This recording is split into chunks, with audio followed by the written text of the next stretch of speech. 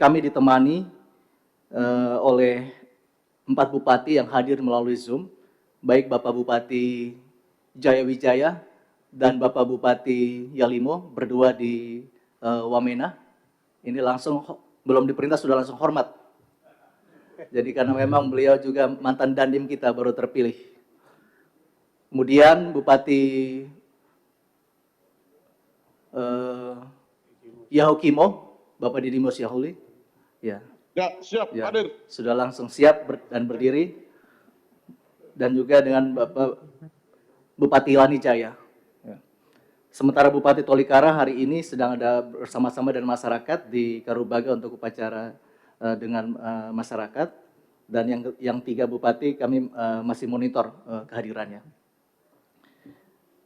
Bapak pimpinan yang kami hormati, kami terdiri dari 8 kabupaten. Panjang sekali. Izin. Bupati Mamara Tengah siap. Oh iya, Bupati Mamara Tengah. Ya. Terima kasih. Siap. Kasih lihat. Ada di tempat. Saya di kantor. Oh iya. Iya, terima kasih Bapak Bupati. Iya.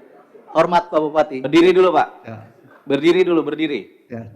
Ya. Berdiri Pak Bupati Membrano Tengah, berdiri dulu. Siap. Wah. Makasih, Pak. Ya, izin maaf Bapak Bupati. Ya, hormat.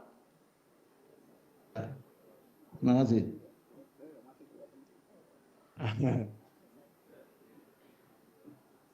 Dan kami ditemani para pimpinan OPD di Zoom.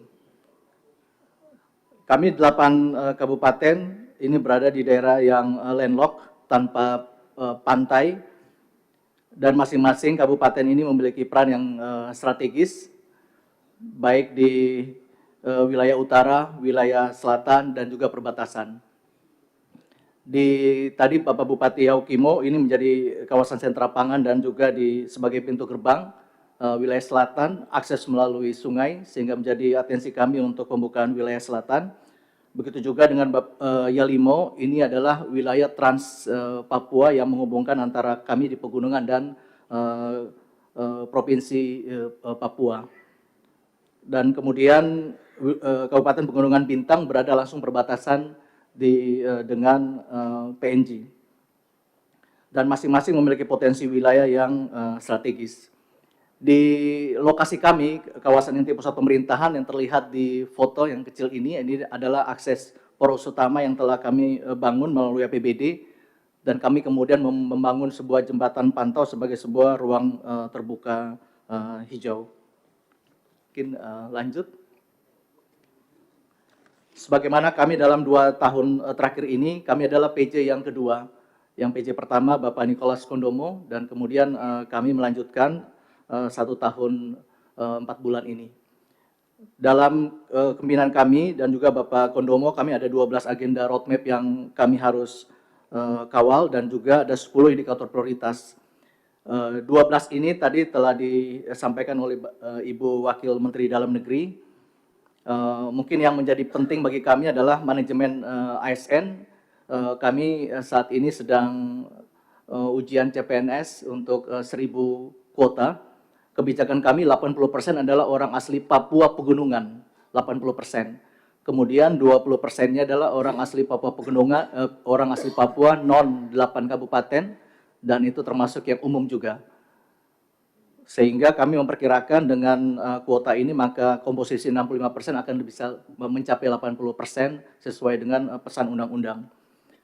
Kemudian dari sisi kawasan inti pusat pemerintahan, ini 2 wilayah suku besar, sertifikasi telah dilaksanakan sekitar 137 hektar.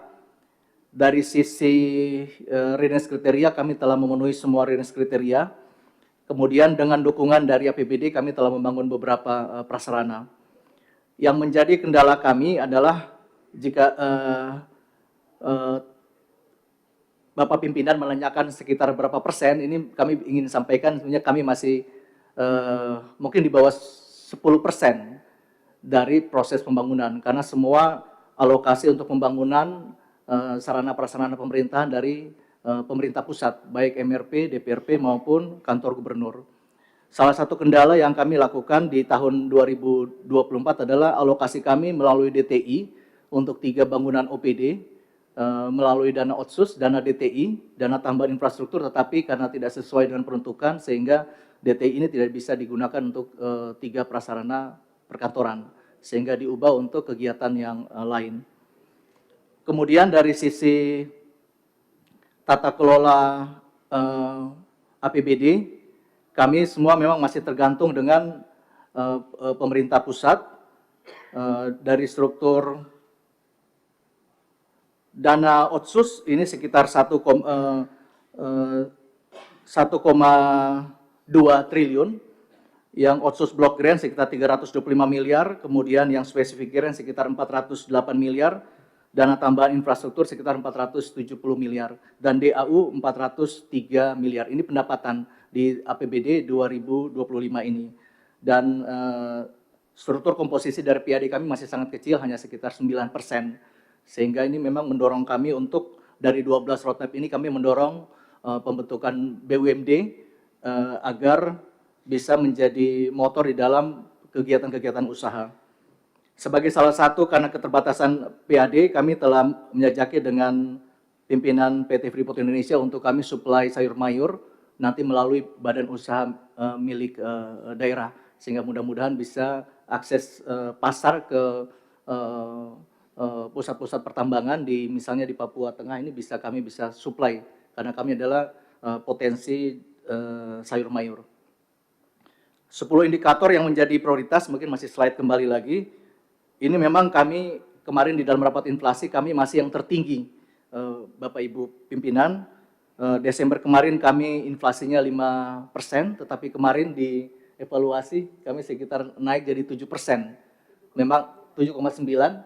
Ini indikator yang dipakai, kemudian ada Bapak Bupati Jayawijaya, yang dipakai adalah data BPJS di Kabupaten Jayawijaya. Jadi kami yang tertinggi sekali, karena beberapa hal semua sangat tergantung dengan jalur akses penerbangan untuk bahan makanan, bahan konstruksi, dan juga rokok mesin maupun rokok tangan ini yang menjadi ada kenaikan sekitar 5.000 perak dari harga yang ada. Jadi ini 12 roadmap yang kami telah laksanakan sesuai dengan tadi arahan Ibu Wakil Menteri Dalam Negeri. DPRP telah dilantik, Gubernur terpilih juga telah kami tetap sahkan di sidang KPU maupun di sidang pleno. Kami bersyukur Bapak Ibu pimpinan, pemilihan Pilpres maupun Pilkada di 8 kabupaten dan gubernur berjalan dengan aman. Walaupun kami dianggap sebagai daerah rawan tinggi oleh pemerintah pusat. Untuk yang terakhir, kami melihat bahwa bersamaan dengan 12 roadmap, tapi ada agenda-agenda strategis yang menjadi perhatian kami, karena kami melihat bahwa provinsi ini hadir ini untuk memberikan rasa percaya, trust kepada saudara-saudara kita, sehingga kegiatan-kegiatan pendidikan, kesehatan, infrastruktur, dan ekonomi mudah-mudahan bisa membangun trust kepada provinsi kami yang memang hadir dengan berbagai pro dan kontra. Kami melihat ada beberapa hal, kami ingin ada percepatan perpanjangan runway untuk mengurangi inflasi, rumah sakit provinsi dan vertikal kami belum memiliki, masih mengandalkan rumah sakit kabupaten. Kami ingin ada olahraga menjadi simbol identitas kita untuk pembangunan lapangan. Ini lapangan kami yang baru selesai, tetapi kami masih membutuhkan untuk sarana dukungan yang lain. PLBN di Kabupaten Pegunungan Bintang, sudah ada 3 PLBN di Bovendigul, Merauke, dan juga di Kerom. Kami juga mendorong untuk SMA unggulan terintegrasi. Kami mendapat aset dari Provinsi Induk, tapi ini menjadi tanggung jawab kami. Kemudian juga untuk mengurangi inflasi dan pergerakan ekonomi, kami mengusulkan untuk terus percepatan Trans Papua melalui pintu gerbang kami Yalimo. Ini ada skema KPBU 50 kilo lagi, tapi kami berharap Kementerian PUPR bisa mempercepat ini. Kemudian juga kami sebagai pusat sayur mayur organik ketinggian, juga pusat kopi, kami ingin dorong sayur mayur dan kopi keluar, sehingga kami berharap juga pemerintah pusat dapat memfasilitasi akses pasar ke pusat-pusat pertambangan.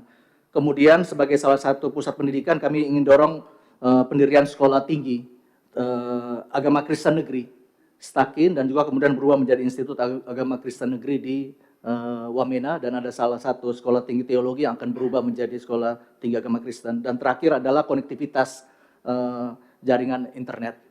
Ini yang dapat kami sampaikan, dan ada beberapa agenda-agenda strategis di bidang pendidikan, kesehatan, ekonomi, dan infrastruktur. Terakhir, Bapak Pimpinan, kami mengusulkan adalah 2 poin.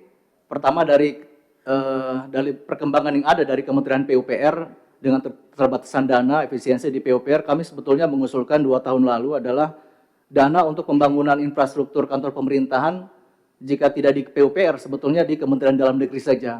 Karena dulu dalam perjalanan sejarah, Kementerian Dalam Negeri telah memiliki juga ada DAK Pamong Praja, DAK kantor pemerintahan, sehingga ini mungkin bisa menjadi Kementerian PUPR bisa fokus ke IKN dan lain-lain, tapi kemudian Kemendagri bisa lebih fokus aspek DOB. Kemudian kami juga dengan kapasitas fiskal kami yang terbatas, kami mengusulkan jika DTI, dana tambahan infrastruktur, juga bisa diperuntukkan untuk kami dalam 3 tahun atau misalnya 5 tahun ini untuk bisa digunakan untuk mendukung sarana-sarana kantor-kantor OPD maupun perasaan pemerintahan yang lainnya, baik di kami di provinsi maupun jika kabupaten-kabupaten yang kami di 8 kabupaten juga masih membutuhkan kantor-kantor OPD yang masih terbatas.